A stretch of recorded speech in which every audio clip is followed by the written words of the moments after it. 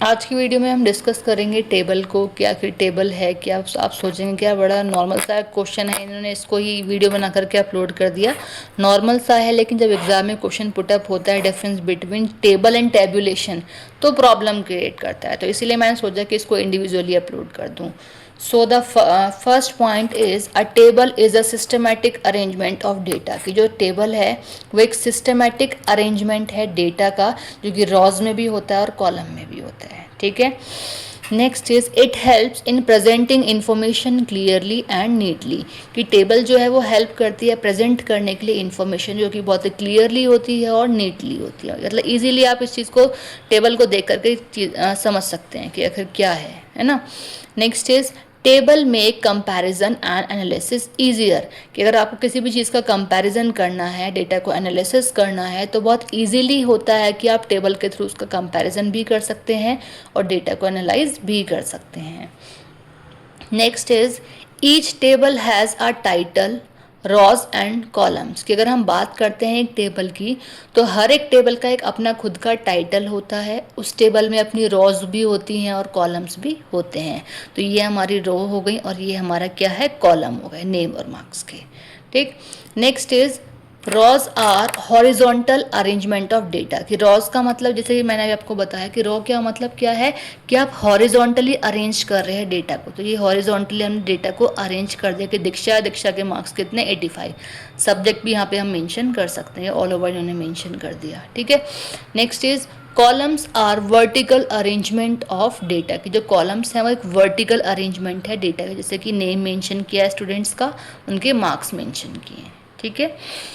Next point is tables are commonly used in statistics, business and research. की जो tables हैं वो commonly use कहाँ होती है, स्टैटिस्टिक्स में, ठीक है, बिजनेस में, और किसी भी चीज़ की अगर आपको रिसर्च करनी है तो भी टेबल का यूज़ होता है।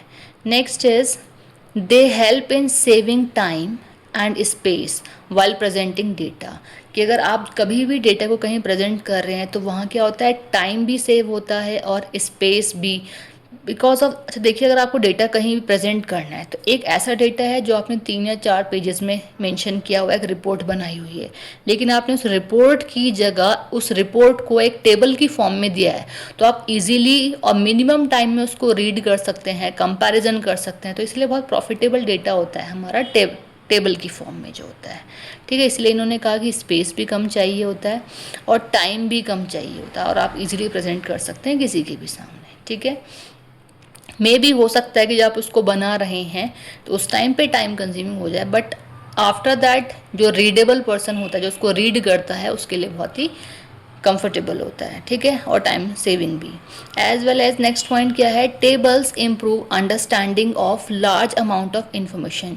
जो टेबल्स है वो इम्प्रूव करती है अंडरस्टैंडिंग, जो कि लार्ज अमाउंट में इन्फॉर्मेशन होती है। मैंने वही ऊपर भी कहा कि अगर आपको लार्ज अमाउंट में डेटा चाहिए, मैंने कहा 3 से 4 पेजेस का कोई डेटा है, अगर आप उसको रीड करोगे तो आपको टाइम भी ज़्यादा चाहिए, सोचना पड़ेगा, समझना पड़ेगा, कंपैरिजन करना पड़ेगा बार बार पेजेस को आगे पीछे करके। बट क्या है, अगर वही चीज़ अगर आप एक टेबल की फॉर्म में होगी तो आप कम से कम टाइम में, मिनिमम से मिनिमम टाइम में कंपैरिजन भी कर सकते हैं, रीड भी कर सकते हैं, अंडरस्टैंड भी कर सकते हैं सारी चीज़ों को। ठीक है। अब एक एग्जाम्पल दिया है इन्होंने टेबल का। अब टेबल के एग्जाम्पल में मैंने क्या किया है, बहुत डीपली टेबल तो नहीं मैंने बनाई है, बट क्या है, यहाँ पे नेम दे दिए हैं, स्टूडेंट्स के 2 बच्चों के नाम दिए हैं, मार्क्स दिए हैं। मार्क्स आप यहाँ सब्जेक्ट वाइज भी मेंशन कर सकते हैं, तो वो क्या है, आपके रॉज एंड कॉलम्स दोनों इंक्रीज होते चले जाएंगे। ठीक है। तो यहाँ पे मार्क्स मेंशन करते हैं। तो एक एग्जाम्पल है टेबल की फॉर्म का, इन स्पाइट ऑफ कि आपने 2 से 3 पेज में लिखा है कि दीक्षा के इतने मार्क्स हैं, इस सब्जेक्ट में हैं, टोटल इतना बैठा, ये सारी चीज़ें। आई थिंक क्लियर हो गया होगा आपको। वीडियो अच्छी लगी हो तो प्लीज़ लाइक करो, अपने फ्रेंड्स के साथ शेयर भी करें, और अगर आपने चैनल को सब्सक्राइब नहीं किया है तो चैनल को सब्सक्राइब भी करें। Take care and bye bye. फिर मिलते हैं किसी इंटरेस्टिंग टॉपिक के साथ।